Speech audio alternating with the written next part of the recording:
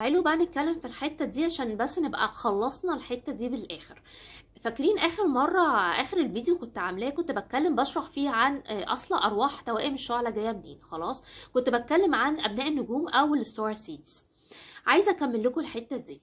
في حاجة اسمها مجموعة الإيرث أنجل أو اللي هما ملائكة الأرض. خلاص، الملائكة متقسمين حاجات كتير قوي يا جماعة، أدوار. كل مجموعة ومجاميع، يعني هما متقسمين مجاميع او كل مجموعة ليها الادوار بتاعتها. في الملائكة اللي هما الكبار وفي الملائكة اللي هما الاصغر، فالاصغر كده هو تمام. ففي حاجة اسمها اللي هما المجموعة المسؤولة عن حماية الارض، ومسؤولة عن رفع الذبذبات بقى والمحافظة على الخير يبقى موجود في الارض. تمام، اسمهم الإيرث أنجل. خلاص، أو ملائكة الأرض. تحتيهم هم فيهم كذا حاجة. تحتيهم بقى فئة إيه؟ فئة أبناء النجوم أو بذور النجوم أو الزهريين أو الستار سيدز. دي كلها أسامي هتلاقوها بحسب بقى كل بلد او بيسموها ايه. تمام، بس دي الاسامي المختلفه يعني بتاعتهم، بتوع كلهم تحت الملائكه. هم فعلا بيكونوا ملائكه تجسدوا في هيئه يعني هو هيئة بشرية، لأن احنا ما نقدرش نعيش على الأرض من غير الجسم بتاعنا. تمام، ده غير ان الجسم بيبقى كمان حماية، كمان هو عشان يقدر يبقى يستحملوا، لأن زي ما قلت لكم الحياة فوق ذبذباتها أعلى كتير جدا من. وخليني برضو نقول حاجة، ان ده معناه ايه يا جماعة؟ ان انتوا كرمتكم قوية جدا ليكوا وعليكوا. يعني ايه؟ يعني انتوا جربوا كده هوت، لو متضايقين من حد وقررتوا مثلا تنتقموا او عايزين تنتقموا او بتفكروا، هتلاقوا ان انتوا كانكم بتتلجموا، مش عارفين. الضمير بيبقى بيأنبكم، حتى لو عملتوا اي حاجه هتبقى على طول بتتأنبوا كده هوت. ليه؟ لان انتوا زي ما قلت لكم، انتوا اصلا مجموعه جايين، مجموعه خير ونور للارض.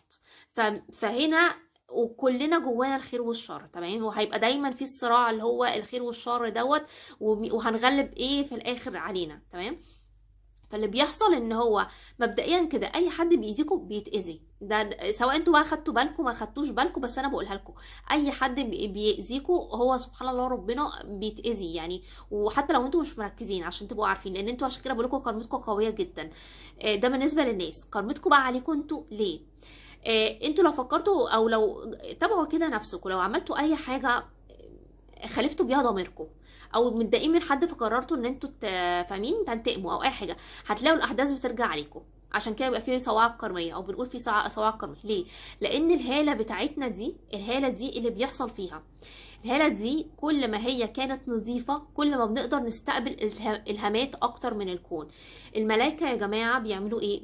بينشروا المعلومات في الكون. خلاص، ودي اللي احنا بنسميها المكتبه الكونيه او الاكاشيك ريكوردز، يعني ليها اسامي كتيره. اوكي، بينشروا المعلومات في الكون. ولكن هو الشخص اللي هيبقى شغال على التشافي بتاعه، عايش من روحه، متصل بذاته، خلاص، بينظف نفسه اول زي ما كنا بنقول. والتنظيفات دي ليها حاجات كتير قوي، يعني كل واحد بحسب بقى شخصيته هو بيحب ايه. في ناس بتحب تفضل بتنظف باوراد، بقران، باستغفار، بدين عامه. في ناس بتنظف عن طريق المديتيشن، عن طريق اللي هو مثلا يوجا، عن طريق يعني فاهمين قصدي؟ كل حد بحسب المعتقدات بتاعته عامله ازاي. تمام، بس قصدي ان لازم واساسي يكون التنظيف، لان لو احنا مش منظفين ايه اللي بيحصل؟ الهاله بتاعتنا دي خلاص بيحصل فيها خروم سودا. اوكي، والخروم السودا دي اللي بيخش بقى منها ايه؟ كل بقى الحسد، الغيره، حد عايز ينتقم منكم، يعمل عليكم هجمات طاقيه، كل دوت. فانتوا علشان الهالة بتاعتكم تفضل قوية وتفضل محصنة وتفضل قادرين ان انتوا تبقوا عايشين من روحكم وعاملين الرسالة اللي انتوا ربنا بعتكم عشانها. خلاص، فعشان كده بيبقى يحصل تطهيرات وتنظيفات على طول. فعشان كده انتوا ممكن تكونوا بتتضايقوا، يعني تقولوا اللي هو طب احنا ما بنلحقش ناخد نفسنا. معلش ما تتضايقوش، تأكدوا ان هي في الاول وفي الاخر لصالحكم، ان هي بتطهر عشان الهالة بتاعتكم ترجع تاني تنضف وتتقفل، فما يبقاش في اي اختراق للمجال الطاقي بتاعكم. فاهمين عايزه اقول ايه؟ بالعكس، خلينا اقول ان الناس اللي احنا بنقول، يعني تلاقونا دايما نقول ايه، الناس طاقتهم كده تقيله على قلبنا، مش قادرين نستريح لهم. اعرفوا ان الهاله بتاعتهم مش نظيفه، اعرفوا ان في مشاعر كتير قوي مفروض تتنضف وما اتنضفتش. اعرفوا ان في احداث في حياتهم المفروض ان هم كانت تحصل لهم تنظف، او هم في اذيه هم عاملينها، وعشان كده انتوا هتبقوا في ناس بنستريح لهم، وفي ناس ما بنقدرش نتعامل معاهم خالص، بتحسوا كده ان في بلوك نفسي وعاطفي ما بينكم وما بينهم. اوكي. وزي ما قلت لكم ان الملائكه بينشروا المعلومات والالهامات ليه في الكون، عشان يتاكدوا ان مش اي حد يقدر ان هو زي ما قلت لكم خلاص في ناس عايزه تسيطر على الكون. فللاسف ده برضو من ضمن التلاعب، ان ما يبقاش المعلومات في ايد كل حد كده هوت. فانتوا لازم تبقوا بتعملوا مجهود، ان هو ده بقى اللي هو ايه، تزكيه النفس.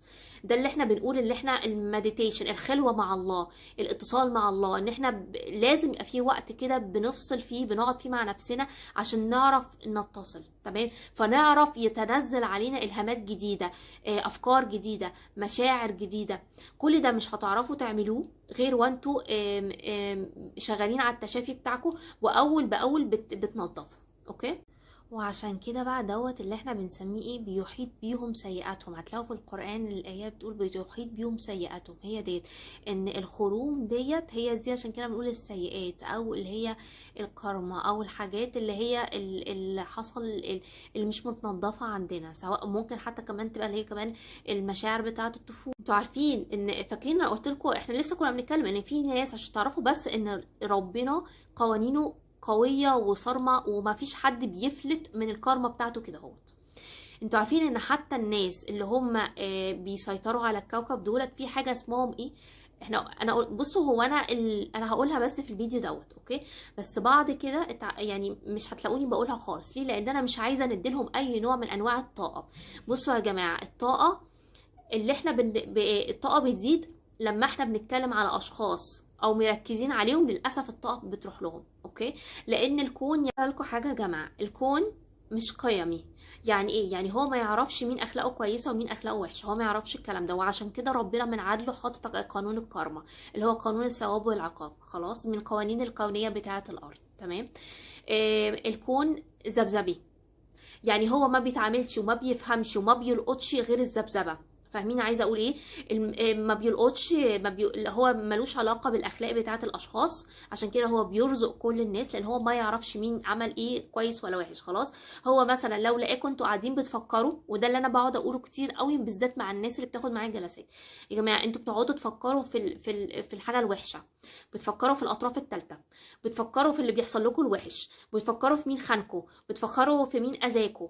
انتوا عارفين انتوا بتعملوا لهم ايه؟ انتوا قاعدين بتغذوهم اكتر بطاقتكم، فانتوا كانكم بتقدموا لهم. انتوا بصوا الطاقه بتاعتكم بتبقى طاقه نظيفه جدا. خلاص. انتوا بالنسبه لكم طاقه يعني تشيز كيك، عارفين؟ فانتوا تخيلوا انتوا طاقتكم دي، وانتوا كمان دلوقتي في الصحوه الروحيه، فانتوا بتشتغلوا على نفسكم وبتنظفوا. اوكي. فتخيلوا انتوا طاقتكم دي قاعدين كده بتقدمها لهم كده على طبق كده من ذهب، بمنتهى البساطه، بمجرد تفكيركم. الكون ما بيبقاش عارف اللي انتوا بتفكروا فيه دوت حاجه انتوا عايزينها ولا لا. هما بالنسبه له ما دام انتوا بتفكروا فيها، يبقى انتوا اكيد حاجه حابينها او حاجه انتوا عايزينها. فانتوا متخيلين انتوا قاعدين بتضروا نفسكم ازاي؟ عرفتوا ليه انا كنت بقول لكم ان انا ضد تماما تماما ان انتوا تقعدوا تسمعوا على طاقه الهارب وطاقه مش عارفه ايه؟ لان انتوا قاعدين بتبثوا طاقه في طاقه فقد، في طاقه احتياج، في طاقه ان التوأم مش موجود. فانتوا قاعدين بتضروا نفسكم بكل المقاييس. خلاص. في طاقه تعلق. اوكي. فهنا اللي بيحصل ان الكون شايفكم بتفكروا في حاجه هيديها لكم. فانا عشان كده انا بس بحكي هنا معاكم، فهتلاقوني بقول المسمى، لكن انا من هنا ورايح خلاص من الفيديو ده ان شاء الله انتوا خلاص كده عرفتوا. مش هقول تاني الاسامي بتاعتهم نهائي، عشان مش عايزه نغذيهم باي نوع من انواع الطاقه، بالذات ان احنا كلنا الحمد لله يعني، او اغلبنا في الصحوه الروحيه. تمام. او على الاقل في الطريق التشافي، فما يبقاش احنا بنديهم طاقتنا كده اهوت وطريقه، وكمان احنا اللي شغالين وتعبانين على طاقتنا وبننضفهم كده اهوت بمنتهى البساطه. اوكي. فاعرفوا بقى انا يعني انا هقول بس بعد كده هقول ايه الناس اللي هم عايزين يسيطروا، مش هجيب سيرتهم بعد كده خالص. اوكي. بس هقول لكم بس دلوقتي المعلومه دي، ومش هقولها تاني بعد كده. فهم حتى منهم بينزل حاجه اسمها ريبتيليان ستار سيد. انتوا متخيلين؟ عشان حاجه بينزلوا للارض حاجه اسمها موازنه للكارما، من كتر ما الوحش اتعمل كتير قوي، والفساد اتعمل كتير في الارض، والارض اتضرت كتير جدا.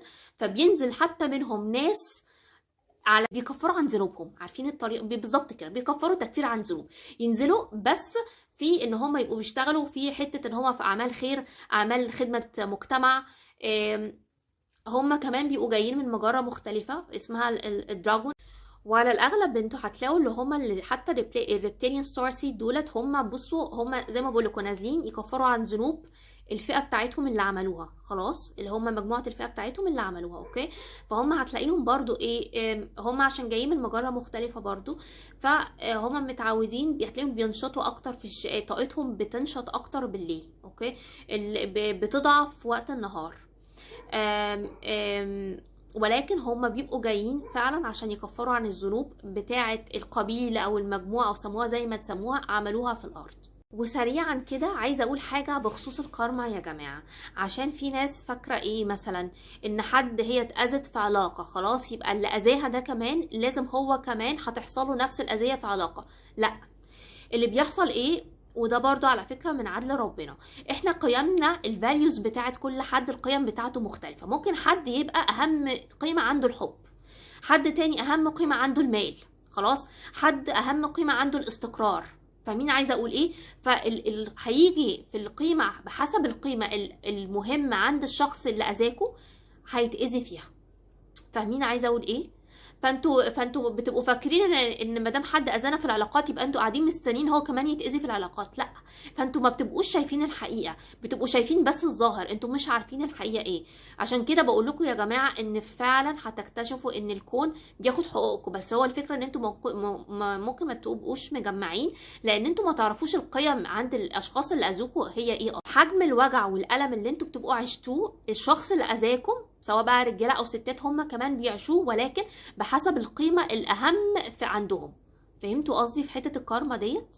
طيب في برضو فئه تانية مهمه ان انا عايزه برضو اقول لكم عليها اسمها البولاريان ستار سيد، اللي هم ابناء النجوم القطبي او القطبيين خلاص.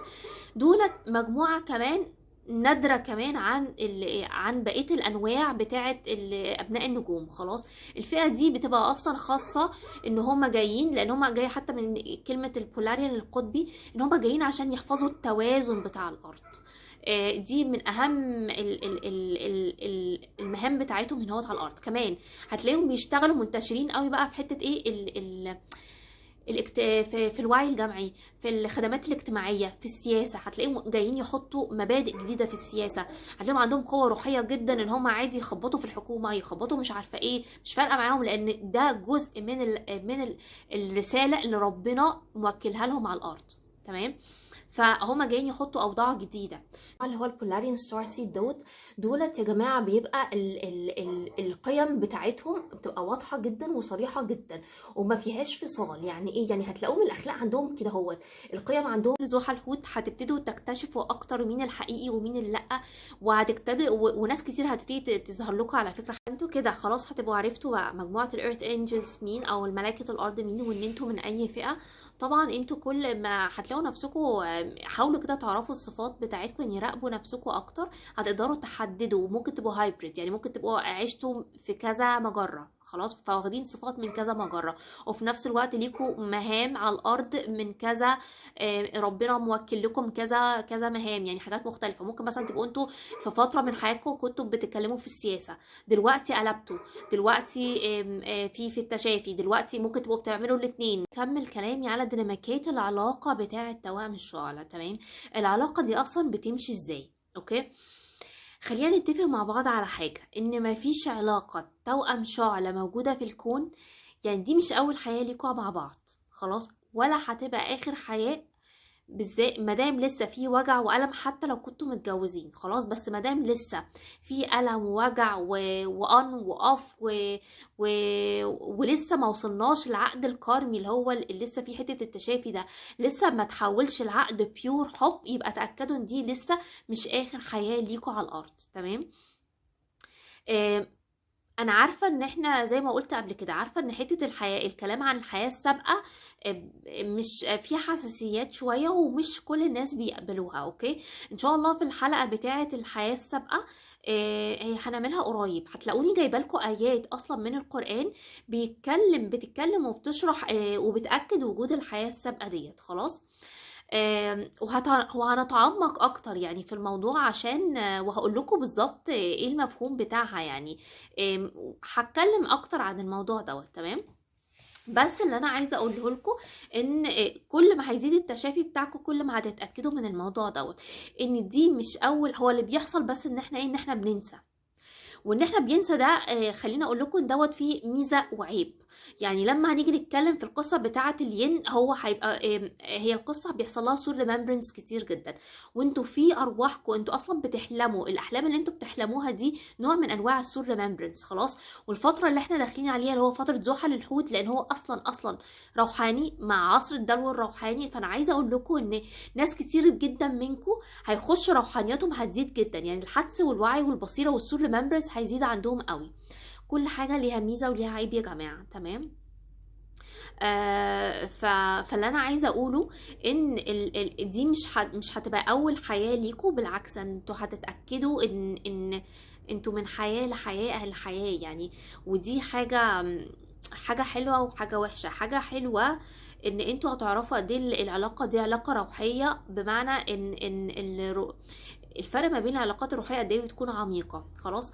حاجه وحشه ان انتوا هتكتشفوا ان من حياه لحياه لحياه انتوا حياتكم العاطفيه، الجانب العاطفي عندكم ده ضايع يعني بعافيه، مخستع يعني.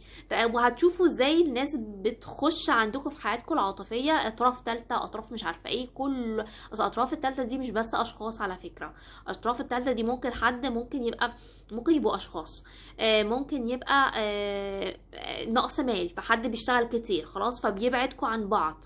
ممكن يبقى صحاب، ودي على فكره. خلاص. يعني مش معنى ان انتوا اكتشفتوا ان انتوا في الحياة دي فقط توائم شعلة يبقى انتوا تفتكروا ان احنا كده هو بس توائم الشعلة ابتداء من الحياة ديت. لا، ده معناه ان انتوا من حياة لحياة لحياة لحياة لحياة توائم شعلة. عقدكم من ساعة ما نزلتوا الارض اسمه عقد توأم شعلة. خلاص. ده هيوضح لكم حاجات كتير قوي وهيسهل عليكم الدنيا، واسئلة كتير انتوا هتبقى عندكم ومش عارفين تجاوبوها. اوكي.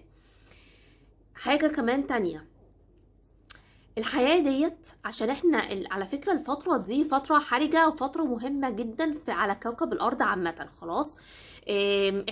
احنا خلاص يعني خلصنا 2000 سنة وداخلين في بيسموها اللي هو العصر الذهبي، اللي هو عصر الدلو دوت عصر الذهبي اساسا. خلاص.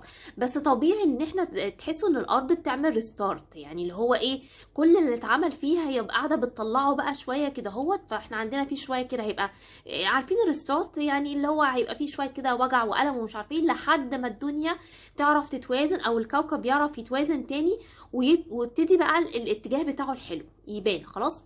هناخد لنا للاسف شويه يعني كام سنه كده هوت قدام. تمام. فالمهم اللي انا عايزه اقوله ايه، ان في طبيعه العلاقه ديت انتوا في الحياه دي اول حياه كتوائم شعلة ان انتوا تعرفوا اصلا انكم توائم شعلة. خلاص. اول حياه ليكوا هيحصل لكم الوعي زايد جدا. احنا بنتكلم في وعي وما كناش قبل كده. خلوا بالكم ان الفتره اللي فاتت الوعي مختلف، الظروف مختلفه. لا، مفيش انترنت، مفيش سوشيال ميديا اصلا. حتى لو حد هيبقى شادد عنده وعي شويه او علم شويه هيبقى برضه لوحده. فلوحده الواحد لما بيكون لوحده برضه بيبقى عنده مخاوفه، بيبقى محتاج حد يقويه، بيبقى محتاج حد من العيله الروحيه بتاعته تبقى معاه. فحتى مهما كانت درجه الوعي اللي كانوا فيها زمان، خلاص، فبرضه احنا دلوقتي نعتبر سابقين اكتر بدرجه الوعي بتاعتنا. خلاص. فده معنى ايه اللي انا عايزه اقوله، ان احنا زمان في الحيوات اللي فاتت توائم الشعلة ما كانوش عارفين انهم توائم شعلة اساسا، وما كانوش يعرفوا يعني ايه اصلا علاقه، ان في اصلا علاقه اسمها توأم شعلة، وايه الخطوات التشافي بتاعتها، وايه اللي احنا المفروض ان احنا نعمله عشان نخلص من العلاقه دي او نوصل لوحدتنا النفسيه او اتحادنا مع التوأم. اوكي. فكان بصراحه بيتم التلاعب بتوائم الشعلة. يعني انتوا فاهمين؟ يعني كل الحيوانات السابقه دي طبعا كان بيتم التلاعب بيها، بيتم التلاعب من الناس اللي عايزه تسيطر على الكون. كانوا بيعرفوا اللي احنا بنسميهم بعد كده دارك انرجيز. خلاص، بيعرفوا ازاي يخش لكم، لان انتوا اصلا في وقتها انتوا ما بتبقوش في قوتكم، وما تعرفوش انتوا مين، ما تعرفوش اصلا ارواحكم ايه، فانتوا مش مكتشفين نفسكم. خلاص، فهم بيبقوا اقوى منكم وبيعرفوا يخش لكم ازاي. فالحياه دي اول حياه انتوا كده تقدروا تقولوا احنا عرفنا خلاص ان احنا في توائم شعلة، فعارفين قوتنا وعارفين اصلنا جاي منين وعارفين ارواحنا جايه منين، وفي نفس الوقت عرفتوا ان انتوا في علاقه اسمها علاقه توأم شعلة. على الاغلب كل التوائم الشعلة اللي كان بيحصل لهم قبل كده سول ريمبرنس، خلاص، بيبقوا اللي فات هما بالنسبه لهم بيبقوا فاكرين ان العلاقه دي علاقه عاطفيه هتعدي وخلاص، هتخلص. يعني اللي هو مش عارفين مدى قوتها، مدى تأثيرها على حياتهم، مدى العمق بتاعها عامل ازاي. خلاص، كل اللي احنا بنتكلم فيه ده انتوا اول مرة هتكتشفوه في الحياة دي. وليه؟ لان الوعي زاد، ولان احنا خلاص نقلنا في عصر اللي هو العصر الدلو. في عصر الدلو دوت من الاخر كده في حاجة اسمها موازنة كارما. يعني ايه موازنة كارما؟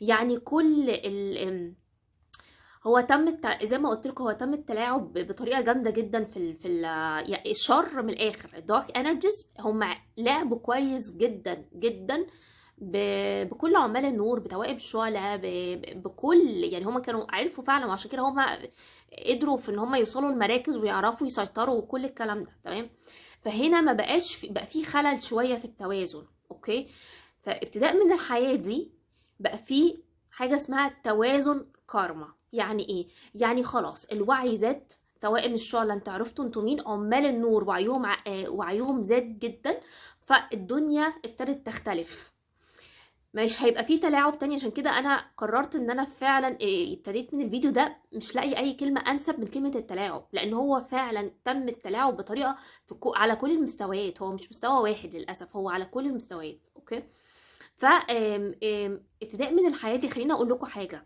انتوا عارفين احنا موجودين هنا كلنا في الحياه ديت ليه؟ بسبب افعالنا وكرماتنا واختياراتنا اللي احنا عملناها في الحياه اللي فاتت. فاحنا على حسب اللي احنا عملناه في الحياه اللي فاتت بنرجع بننزل فيه، بنعيد الاختبار تاني، بنعيد الامتحان تاني، بنتقابل مع الاشخاص تاني اللي احنا فيه ما بيننا وما بينهم كرمه. اوكي، وعلى حسب اللي احنا هنعمله في الحياة ديت واختياراتنا في الحياة ديت هيترتب عليه حياتنا الجديدة. انتوا متخيلين مدى درجة الوعي اللي احنا الحمد لله قدرنا نوصل لها ازاي؟ يعني الناس زمان ما كانتش عارفة ان هي، يعني ده بالنسبة لهم كانوا يقولك ده غيبيات، مع ان غيبيات يعني غيبيات يا جماعة، غيبيات يعني محدش فينا هيقدر يعرفه، دي تبقى بتاعت ربنا فقط. لكن دي مش غيبيات، دي حاجات ربنا بيبقى بيمررها للإنسان، بيبقى بيحطها مع شنطة أدواته تساعده ان هو يعيش في الكون، يعرف ان هو يتحرك، يعرف انه ينتج، يعرف ان هو زي اللي احنا بنسميه ده بقى مع العسر يسر. خلاص، ف دي حاجات ربنا بيأمررها لنا، ان خلاص احنا دلوقتي خلاص بقينا عارفين حياتنا اللي فاتت حصل فيها ايه، بدليل ان احنا موجودين في الحياة دي وبنعاني من حاجات معينة. تمام، واختياراتنا في الحياة دي هيترتب عليها الحياة اللي جاية. اوكي، خليني اقول لكم ان مفيش اي حاجه عشوائيه تماما. يعني ابسط حاجه عايزه اقول لكم، ابسط حاجه مثلا كده، الابراج بتاعتنا. يعني كل حد فينا مولود في شهر معين، خلاص ليه خريطه معينه، خريطه فلكيه معينه. كتوائم كمان انتوا ليكوا خريطتكم. انه عايزه اقول لكم مفيش حاجه عشوائيه. انتوا الابراج اللي احنا نازلينها في سنه كذا او في وقت كذا او في شهر كذا، ده ليه علاقه برضو بالرساله بتاعتكم، ليه علاقه بالكارما بتاعتكم اللي فاتت، وليه علاقه بكرمتكم في الحياه ديت، او المفروض انتوا تشتغلوا عليه. اوكي، دي خلاص. يعني انتوا اول ما بتخلصوا كرماتكم ممكن تنزلوا حياه تانية تساعدوا فيها وبعد كده خلاص. لكن طول ما انتوا لسه في وجع وألم، حتى لو كنتوا متجوزين توأم، اوكي، في اون واوف ورايحين وجايين وشد وجذب ورانر وتشيزر بالطريقه دي، تاكدوا ان انتوا لا، لسه في كارما، ولسه في حاجات هتتنضف تاني. في الاحتمال الاكبر ان انتوا لو ممكن تنزلوا حياه تانية، ان الحياه دي ما تبقاش لوحدها كفيله ان انتوا تخلصوا فيها كل الدروس بتاعتكم. وده اللي بيخلي ناس كتير قوي ما بتبقاش فاهمه علاقه توأم الشعلة، لان هما مش عارفين اخرتها ايه، لان بتحتاج فعلا تشافي، وان الواحد يبقى ملتصق قوي مع روحه، اوكي، عشان روحه تبقى واثقه فيه، فتعرف تمرر له الالهام، تمرر له الحقيقه، تمرر له التشافي. كل كمان خلوا برضو بالكم من حاجة، ان الفترة القديمة زمان مش بس الوعي كان مختلف، الاغلب يعني احنا بنتكلم تقريبا يمكن في نص الارض، خلوا بالكم كان فيها حروب كتير جدا. خلاص، انا عايزة اقول لكم يا جماعة، عشان برضو الناس اللي هي قاعدة خايفة، يعني انا كتير قوي عارفة ان الناس بتتكلم معايا في الموضوع ده، بيبقوا خايفين جدا ان لا قدر الله تقوم حرب، مش عارفة ايه كل الكلام ده. بصوا، انا عايزة اقول لكم ان عشان تعرفوا بس ان مع العسر يسر. انتوا عارفين من ساعة ما الارض اتعملت، يعني شوفوا بقى كام سنة، كتير قوي. خلاص، كام سنة بس اللي كانت مسالمة وما فيهاش اي حروب، والحمد لله كان فيه هدوء، ما تتعداش ال 200 سنة. انتوا متخيلين يا جماعة؟ عشان تعرفوا بس هو تم السيطرة ازاي على الكوكب بالطريقة دي، تم اضعاف البشر ازاي، تم ان هو فقر البشر ازاي. خلاص، هو دي كلها بالطريقة، بالتلاعب. تمام. فانتوا دي حاجة ما تخوفكمش بقى، خلاص يعني احنا بالعكس، على الاقل دلوقتي احنا وصلنا لدرجة وعي ان احنا فاهمين اللي قصادنا، او فاهمين احنا مين بيحاربنا. زمان توائم وعمال النور في الحيوات اللي فاتت ما كانوش اصلا فاهمين حاجة، ما كانوش عارفين هو في خير وشر، بس هو مش فاهمين مين بيحاربهم، مين بيضايقهم، هو ما يعرفوش. فتأكدوا ان بنفس درجة وقوة الشر اللي احنا، لو احنا هنقول يعني ان الشر موجود، تأكدوا ان هيبقى بنفس درجته الخير، هيبقى قدامه وماشي معاه كده بارل، يعني الاتنين ماشيين كده مع بعض كده. فاهمين عايزه اقول ايه؟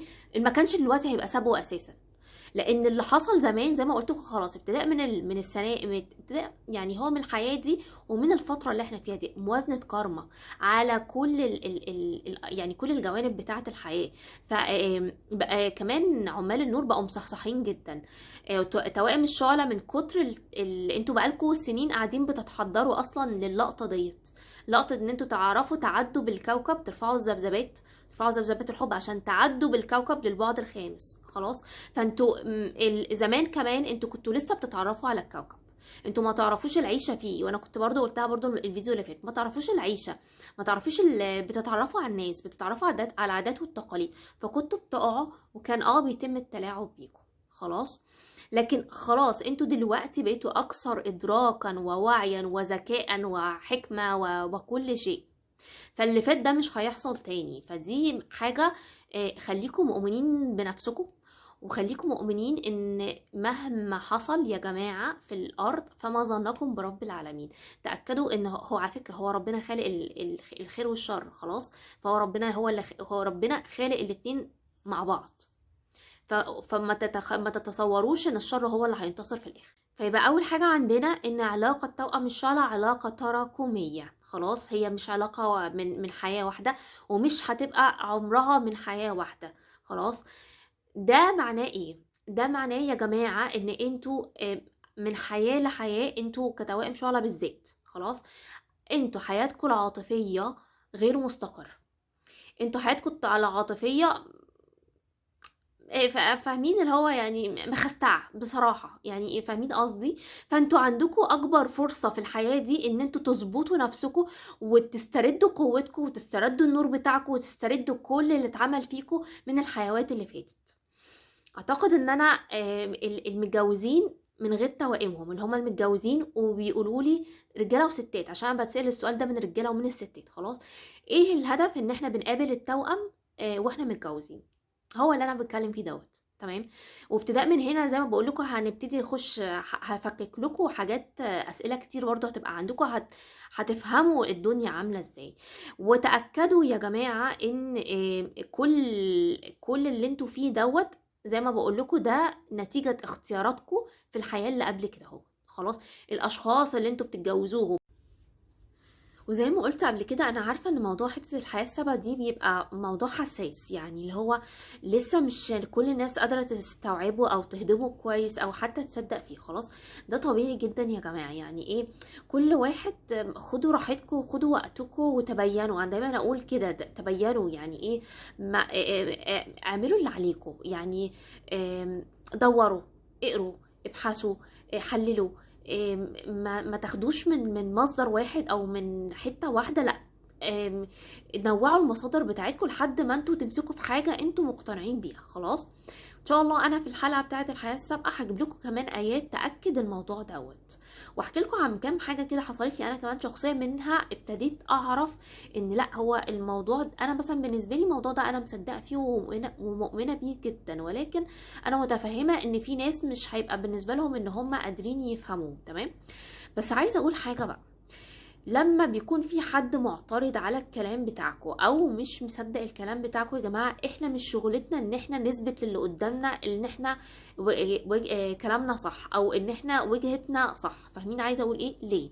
لان المعترض هو ده شغلته، ان هو المفروض يروح هو يدور وهو يروح هو يعمل الشغل اللي عليه. لو احنا فضلنا نثبت للناس ان احنا قد ايه احنا صح وعايزين نغيرهم ومش عارفه ايه، اولا احنا كده بنضيع الطاقه بتاعتنا، دي اول حاجه. تاني حاجه، ان احنا بنخليهم يكسلوا، بنخليهم بنشجعهم ان هم على الكسل، بنشجعهم ان هم ياخدوا المعلومه السهله، مش بنشجعهم ان هم يدوروا ويبحثوا ويتبينوا ويعرفوا الحقيقه من الثواب، عشان حتى هم لما يوصلوا الحقيقه يبقوا مقتنعين بيها 100%، مش مثلا واخدينها من حد، لا هم مصدقين فيها. فاهمين عايزه اقول ايه؟ يعني انا دوري معاكم ان انا اساعدكم ان انتوا تطلعوا النور اللي جواكم اصلا. يبقى اول حاجه ان هي ايه؟ العلاقه التراكميه، طبيعه العلاقه انها تراكميه من حياه لحياه لحياه. تمام.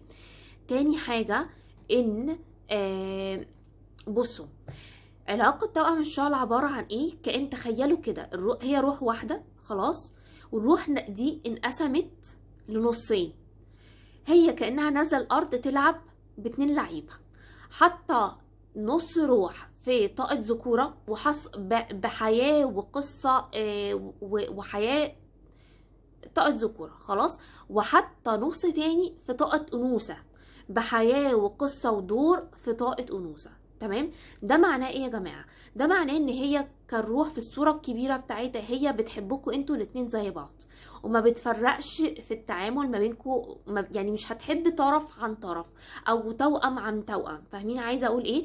وهي ما بتزعلش من حد، هي بالنسبة لها كروح هي جاية بتتعلم في الناحيتين، في الطاقة الذكورية بتتعلم وفي الطاقة الأنثوية بتتعلم. في الطاقة الذكورية بتخلص كرمات، وفي الطاقة الأنثوية بتخلص كرمات.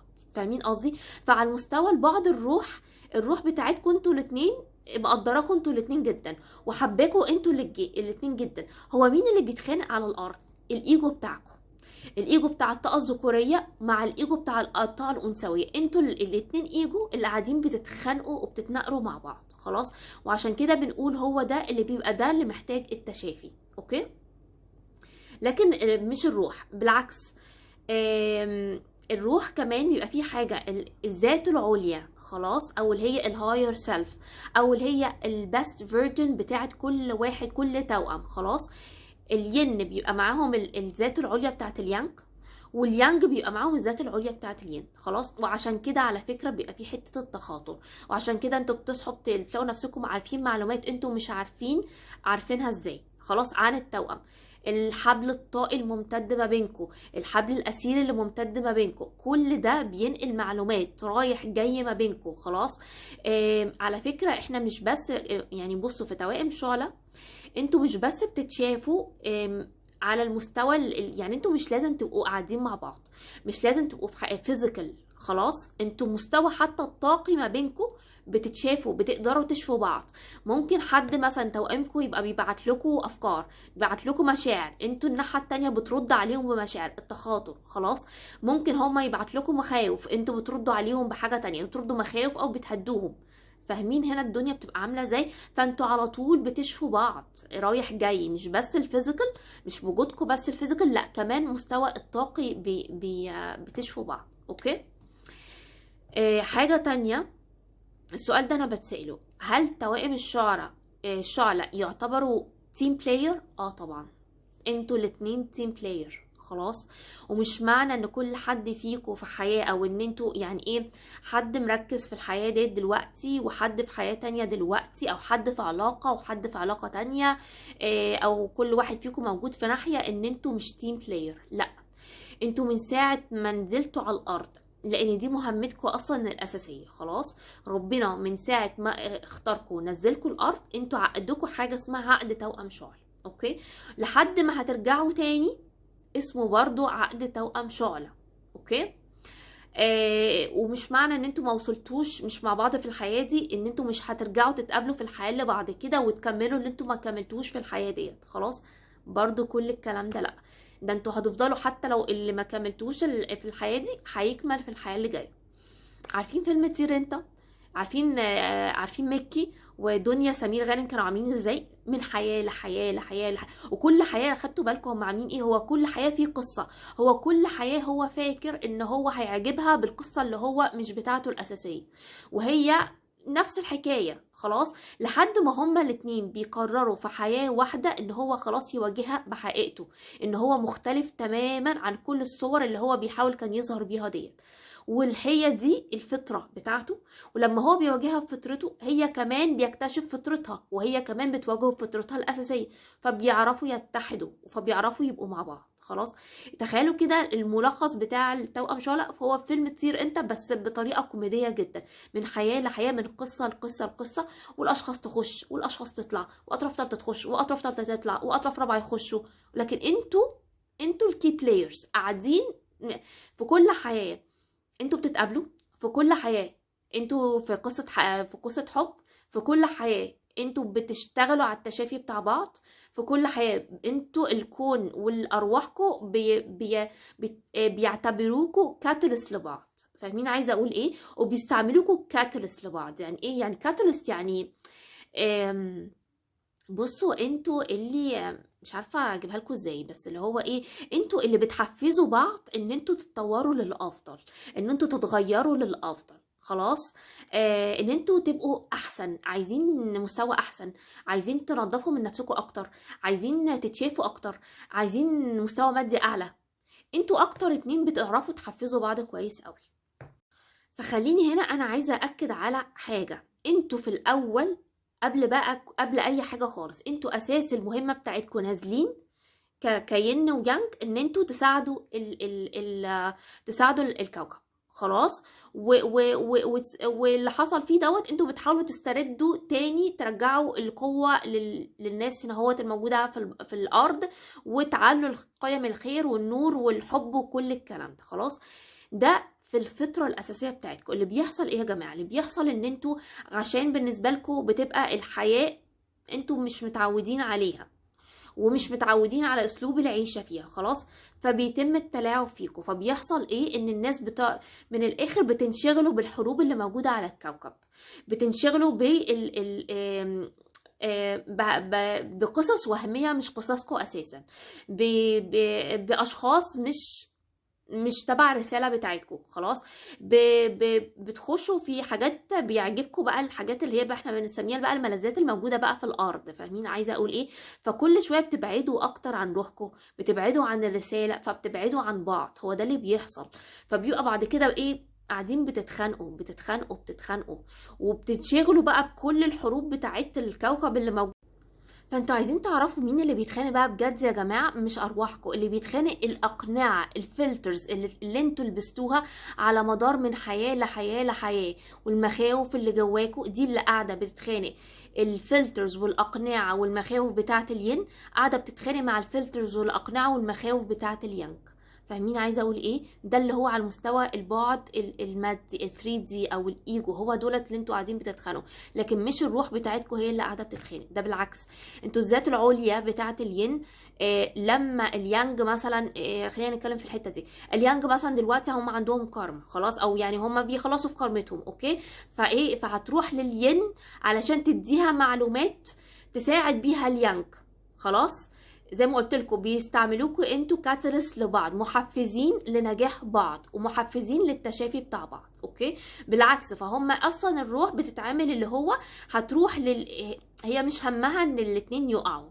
اوكي، هي لو حد دلوقتي مش قادر يشيل، فهي هتروح للتوأم التاني تساعده وتديله معلومات وتغذيه بالمعلومات عشان يعرف يشد التوأم بتاعه. فاهمين عايزه اقول ايه؟ عشان تعرفوا بس تفرقوا اذا كان هو مين اللي بيتخانق، وهل الروح هي اللي بتتخانق ولا الايجو اللي بتتخانق. خلاص، كمان برضو حاجه تانية بالنسبه للتيم، بالنسبه للتيم وورك، عشان انا عايزه اتكلم عن الحته دي.